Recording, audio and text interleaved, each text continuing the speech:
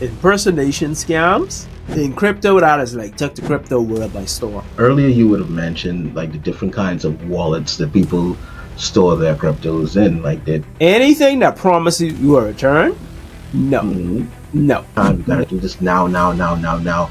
That's actually how the scammer would have gotten me because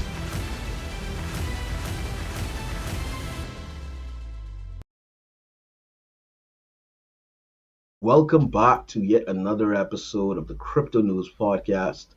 I am your host, Nelson Ricardo.x. And I'm your co-host, Lamont Astwood, aka Crypto Lambo. And on this episode, we're going to be talking about how to secure your crypto. So, Lambo, one of the things that I've been seeing in the markets is right now things are bleeding. Things Yeah, are bloody red. yeah. Tell me what's going on with that, man. Well, you know that usually happens around Christmas time, and there has been talks of like the Federal Reserve taking a more hawkish approach as far as like trying to control interest rates and all that. I mean, yeah, trying to control inflation. So usually when you have stuff like that, people do tend to take a more conservative approach. But I always tell people during Christmas time, you could always expect crypto to go down in value because everyone's selling off trying to buy gifts during this time, People trying if you've been investing from January and all that, you've been investing, you want to actually enjoy your returns. And Christmas time would be the best time for you to enjoy it. So that's why you're seeing a lot of coins on discount, as I like to call it. They're on discount right now. So if you're actually interested in getting into the market, this is the time to invest. And one of the things that I'd like to say about that is like, right now, this is a great time to really start picking up some coins. And somebody who just dropped their new coin that I did not expect was Pudgy Penguins, the NFT project Yeah. Pudgy Penguins. They dropped their coin Pengu. Yeah. Unfortunately, we would have also received some of the airdrops from it. Like tell us something about that, man. Well, I wasn't too familiar with the NFT project. I know it was relatively popular and had a lot of hype online, but I got wind of like when they were planning like the airdrop and it was planned to be listed on Binance, which is actually interesting because usually you see tokens would issue, then they would get listed on Binance. I think it was making as an ICO on Binance. That was pretty interesting. And it started off at a price of like 5 cents, if I'm not mistaken, and Mhm. it took almost a drastic dip because essentially what was happening was everyone who received airdrops, like you and me, a lot of the holders of the airdrops immediately went and sold the token. So with all that selling pressure, essentially that's caused a lot of people like myself. I bought it as soon as the market opened. That's a mistake I won't be doing again. Um, so what Oh happened God. was the holders who bought it as soon as the market opened, they essentially saw a lot of their value drop. So I lost probably about 15-20% of my holdings on that. Um, yeah, but I sold it off. I got it out there, but it looked like it's kind of stabilizing now at 3 cents because it went Mhm. down to like 2.5 cents or something like that. It looked like it's stabilizing at like 3 cents now or whatever. But I think that might actually be viable for a long term play. I'm gonna watch it for long term. I'm probably not gonna throw nothing into it right now again, but I could definitely see um probably a few months from now that even breaking past that initial price at 5 cents. I could see it probably getting past that. It depends on what the Pudgy Penguins project does. Ultimately, depends on their So, performance. so this is not a shill. This is not a shill. I am not advertising for Podgy Penguins, and we just admitted that we are holders of it. So keep that in mind. But I have been paying attention to what's been going on with the Pudgy Penguins ecosystem. I see where they have partnerships with Walmart. They have like toys inside the store, like how most NFTs would have just been like a flashbang, like they just would have went up and they were just living on that hype momentum. Pudgy Yeah. Penguins in the bear market, they were making some real good power plays that I have to admire. They have that partnership with Walmart with toys. Then I think they have their own exchange that they're doing. Then, if I'm not mistaken, then on top of that, they would have launched their own token, along with a couple other things that I've been watching. Um, I think they just got another seed round of nine million or something like that. So one of the things that I could definitely say is that Pudgy Penguins has been working, especially because now I think Pudgy Penguins have actually flipped CryptoPunks, which was one of the Yeah, most that was expensive NFT yeah, that projects was a big NFT project. I remember. ever. Yeah. And Pudgy Penguins flipped CryptoPunk. So definitely, it could just be the hype of the bull market once again. But definitely, I think that we would have learned from our mistakes in the past when it came to NFTs. So now what I expect is they're going to actually learn from those mistakes and adjust accordingly. So um, yeah, and moving forward with that, that brings us to our topic for the day, which is how to secure your cryptocurrency. So, Lamont, one of the things that I want to ask is like when it comes to securing cryptocurrency, like what do you think are some of the standard best practices that you think that people should follow for protecting their cryptocurrency? Um. Well, I think one of the standard best practices is to understand, like, you will hear one of the phrases called "not your keys, not your coins," right? So Hmm. when people are referring to that, they're referring to your private keys. So you have two set of keys. You have your public keys and your private keys. Whenever you have a wallet address, and so your public key, the best way to akin that is like your bank account number, right? If I want to send you money, I have to know your bank account number. I have to know your transit number, especially if I'm dealing with a different bank, right? If I want to send you funds, there's never a reason for me to know your PIN number.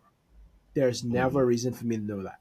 Your private key is essentially your PIN number. It could give you access to your account, your crypto account, and it really allows you to verify your account to verify transactions. So that's one thing you have to understand.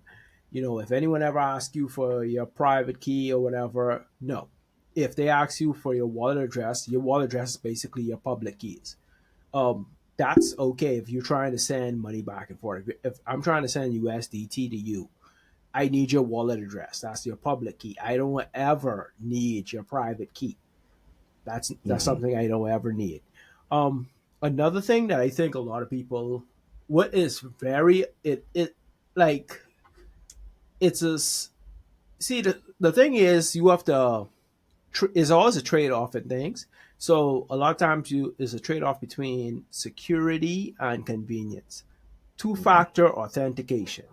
That sometimes is be the most annoying thing in the world when you're trying to log in on certain devices. Where it's like, okay, you're trying to log in on Facebook on your computer. So they say, okay, you got to open up Facebook on your phone and say that that's you trying to get into it, right? And it's annoying, but what that does is it tries to verify, it creates an extra layer of protection. And that's one of the ways that you could do that whenever you have a crypto account is like I have something authenticator. So if I try to sign in on my Binance account, it's gonna ask me for my authenticator code. So I gotta go into my Google Authenticator app, get that code, um, and copy and paste it inside whatever, or type it in inside the login. So that's one extra way that you could actually create a layer of security for yourself. Then also understanding the difference, like different type of wallets. That's another thing which you will have to understand. You have to understand the difference between like hot wallets, cold wallets, and different methods people actually use to store their crypto and protect their crypto from being hacked and from being their accounts being compromised. So one of the things I want to ask about is right. So I remember that there was this time where people would actually take their instead of like saving their passwords digitally inside of their phones and things like that. I remember there's a lot of people in crypto who would actually prefer to write their passwords down on a piece of paper, as well as these things called seed phrases. Yeah.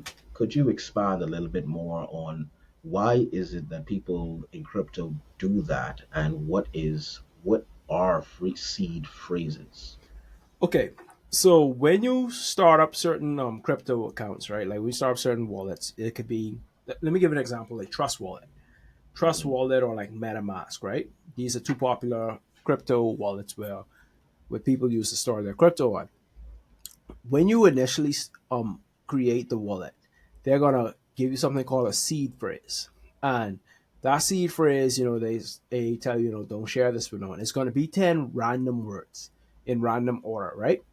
Hmm. Sorry, not 10. Sorry, it should be like 12 words, right? Hmm. Usually it's about 12 words, and what you need to do is you need to write it down, type it down, store it somewhere where you could always have access to that, because when you go to access that account again, let's say if your computer is destroyed, you switch computers, and this happened to me recently where the computer, basically all the data, all of my documents on the computer is completely wiped, right? So Hmm. all the sites wiped, and I was like, I don't even know if I remember my password for this crypto account, but I was able to find my seed phrase, and by me being able to find my seed phrase, I was able to access my account, because it's almost is that's a almost like an extra step, because it allows you to access. It's almost like, oh god, I'm trying to find a way to explain it, because it isn't something that I never really interacted with or experienced before getting into crypto, but it Hmm. is almost like a password on top of a password. It's like a password to get to where you have to put in your password to get to your account.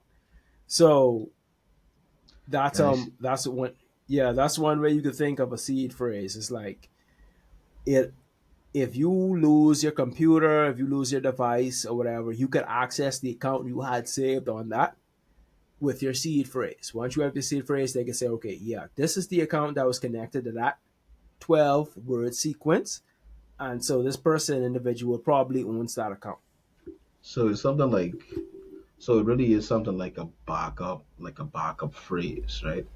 Yeah. And from my understanding, it's like this 12 or 24 word backup phrase. And this backup phrase is something that you have to plug in the words, and you have to plug in the words like exactly as Yeah. In, is in the direct order.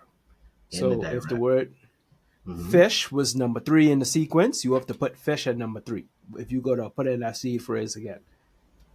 And once you've already put in the seed phrase, you will be able to have access to your account. And Yeah. so this is one of the reasons why I think why I'm starting to understand like why is it that people want to keep these seed phrases offline, like written inside like a notepad or these Yeah. things called a billfoil or some billfoil or something like that. Yeah. Like these metal situations that Yeah. that uh Because even like that, right? When you have guys who are dealing with like a lot of money, like a significant amount of cash, you will see them put that seed phrase in a bank vault, because essentially it is a code that gives them access to a large amount of money. So that is just as important as a bank account when you really think about it. So you will see mhm. guys, they might have a couple million in crypto. They'll open up a bank vault. I don't even know how much a bank vault. I mean, sorry, I don't even know how much a safety deposit box in a bank or whatever would cost. And but to them it isn't really that is a fair trade off, and It's a they'll huge keep that seed investment. phrase. Yeah, yeah, that's all. That's a minuscule amount compared to what they might have stored. So they might keep that seed phrase in that safety deposit box and have some peace of mind. Hey, this where it's at. All right. And tell me something. Earlier, you would have mentioned like the different kinds of wallets that people store their cryptos in. Like they're talking about hot wallets and cold wallets, what's not. Like, tell me more about what these wallets do. I understand now, from my personal understanding, I understand like a hot wallet is supposed to be something digital, and Yeah, then a cold wallet is also called cold storage, and it's supposed to be something offline. But for the yeah. viewers, kindly explain what are these wallets and the significance of these wallets. Yeah, so yeah, both of them are kind of digital in a sense, but one basically your hot wallet is just it has a connection to the internet. Like what I mentioned with MetaMask and Trust Wallet, those wallets are connected to the internet, so they can be accessed from different computers around the world. Um, there is there are definitely layers of security as we mentioned earlier, right? But the advantage of having a hot wallet is basically convenience and ease of transactions. So if you get a word or if you get some advice or if you have a hunch that a certain crypto is going to go up, you already access funds on your hot wallet to make a transaction to try to execute and earn some alpha or earn a return on it. Whereas you have a physical wallet or cold wallet, it's like a USB drive, and basically you store your crypto on that, and so it's on this physical, is on essentially a physical device. And once again, when you see people who do that, they usually are dealing with a higher amount of crypto. Very rarely you see people dealing with like a few $100 on a cold storage device. Mm. Is usually like when people are dealing with thousands or probably millions of dollars. And even in that sense, like we mentioned with the safety deposit box, you will have guys who will have that and they'll put that cold storage wallet on in that safety deposit box in the bank, where somewhat is much safer than it would be out in the open because that could be stolen, that could be destroyed, stuff like that, or misplaced. You have someone like me who could just I'll misplace anything. Mm. So that's basically it. Now, the disadvantage with that is you're not able to make transactions as easily. But that's why I said usually that's for people who have like a lot of crypto. They might hold it in either Ethereum, Bitcoin, and they don't really plan on trading it as frequently. So that's just something that is more so like a long term investment. So that's where you see people use like cold wallets. And one of the things I know that when you talk about transferring crypto, right? One of the things I understand with crypto is when you are transferring, say, from a public address to another public address. Um, and you know that these public addresses is like these long strings of Yeah. letters and numbers, and like what happens if I put in like the wrong digit, and how can I prevent that?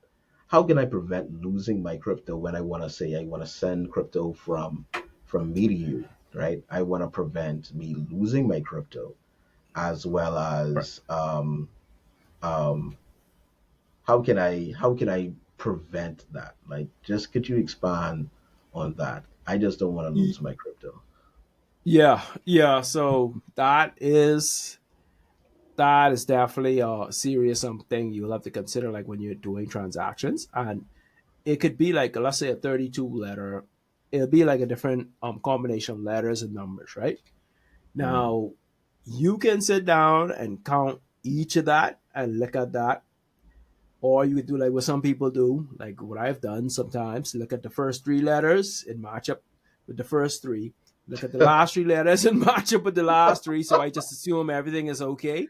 I'm not telling you to do that. It's very lazy, but yeah. Then you could take that route. Then uh, you could do like the QR code. They have like a lot of times where you can scan the QR code mm, to and the address will instantaneously pop up. But if you send it to the wrong address, you could send it to somebody who doesn't even know you. You don't know them, and that crypto is gone forever. Like, if you go to send me $1,000 and I send you an address and you type it in wrong, or if you copy it wrong, add something or take something out, that could go to Joe Blow in Mexico, and you know what I'm saying. You're never going to see that crypto again. mm. And it isn't like he's going to return it. He's probably not going to return it. I wouldn't. because because first of all, you don't even know who he is to say find him. Uh-huh. He don't know who you are. So it's like both of you literally got to go out of your way to find each other, and that's not near impossible. Um, so yeah, you have to be really careful when you're making crypto transactions. Like sometimes what I do too, if I know a person, right? Let's say I Mm, want to send you money, and I want to mm, send you a significant amount of money. I'm just going to throw out an arbitrary number. Let's say $10,000, right, in crypto. uh-huh. I'm going to send you about 20 to 30 bucks, right? Uh-huh. Then when you confirm, hey, yeah, I got the 20 or 30 bucks, then I'm gonna send the 9,970 to that account. Like once you You gotta, confirm you got it, then it's like okay, now we can send the rest of this. you Because gotta let me tell you test it out something. first. Yeah, I would rather lose $20 to confirm that amount than to Uh, take a gamble on the whole 9,900. You see what I'm saying? yeah. So No, luckily with what I've been seeing with a lot of the different wallets and exchanges is now they just have the option to just press the copy thing. yeah, I remember earlier, like oh you had yeah, to you had to type that out. either try to copy that, like either holding it with your thumb or trying to copy it using your mouse pad, and it's like you could get almost all the letters except for one. Yeah, trust me. First time I did a crypto transaction, that was so intimidating to me because it's like I thought it was gonna be like a bank account number, like they give you like 8 digits or whatever. No, like when I was like, whoa, whoa, whoa, whoa, like what is all of this? And like Mhm. like I was a little intimidated with that. But yeah, you could do the copy, you could scan the QR code. They made it much easier for users. Now, one of the things that if we're talking crypto security, one of the things that we have to go over are crypto scams. Oh Now, yeah. I could honestly tell you, now you remember this story, right? So there's this one time we would have gone to an event, and then there was this one crypto influencer that we would have met at the event, right? Really big crypto influencer, probably a couple 100,000 followers, all that good stuff, right? And I remember where the crypto influencer on my Twitter seemed to had messaged me, and like they were talking about, yeah, how are you doing, XYZ 1 2 3, and they were discussing this particular opportunity to make more crypto. They sent me the link to their site to go and store my crypto in the site, and if you put your crypto in the site, like you would make much more money. The money would double and triple and what's not. Now, me believing it, I would have gone to the site and I would have seen where I put some crypto inside of the site. And I literally in one day I saw the crypto double. Like the Mm. very next day, saw the crypto like triple, and then they were like encouraging me, say, "Yeah, put more inside of the site so that you could get the crypto out and things like that." And I was like, you know what? I was about to go and do it. Like Lamont, I remember being at the bank about 9 o'clock in the night, trying to Yeah. withdraw, trying to add cash inside of the ATM just so I could send that, um, just so I could send it to my crypto account so that I could actually go and buy this. But something told me, say, hey, you know what? Maybe you shouldn't do this, right? Satoshi Nakamoto speaking to you. It's our Lord and Savior Satoshi Nakamoto. Something That's would have funny. told me, say, you know what? Say, hey, maybe you should go and look at that site one more time. And as I'm looking through the site, I was seeing, like, I started like kind of researching a little bit more about who are the about page and who are the people behind the site and what's not, just to come Yeah. and find out that all the people on the site were stock images that were researchable on Google. Yeah. Then Yeah. looking at certain elements of the site, Trust me, trust me. Go ahead. Impersonation scams is one of like I don't know what it is in crypto that is like took the crypto world by storm. Like I had like a plethora of fake accounts. Like every 2 weeks, someone was impersonating me. People was coming to my real account like, "Hey, I sent you money," and I was like, "You sent me money?" Like I didn't send you that. Like I don't have nothing. Like sorry, bro. Like I don't know what to tell you. Like Like, I do not know what to tell you. And like they will do that because what they like to do is they like to get people like the individual who you're talking about. I know the person. They are very influential in the crypto space, and what they'll do is they'll find someone who has a bit of a following in crypto mhm, and finance, and they will essentially impersonate them. They'll make an account that seems almost identical to them. They'll even post some of their content like what they did with mines, and mhm, they will try to get people to have like a trust in them. So it's like a confidence scam. So it's like, oh, I see that guy. He's make videos, so and so. He probably trustworthy. So mhm, I'm gonna send them cash. But with stuff like that, you gotta be careful of even like clicking on websites. Like me personally, I don't even like to click on websites if you send me a website. Like you sent me something the other day, and it took me a little while for me to actually do it because I was like, hold on, was Nelson hacked? Like, what is this? But it wasn't until you called me, I was like, okay, okay, okay. Because you got to be careful because they could access your information like that. So I don't even like clicking on websites. And if you go on the website, like you did the right thing, it's just that you did it after you put some money on. Good thing you uh, didn't put more money on. But what you did was what you're supposed to do before you put the money on.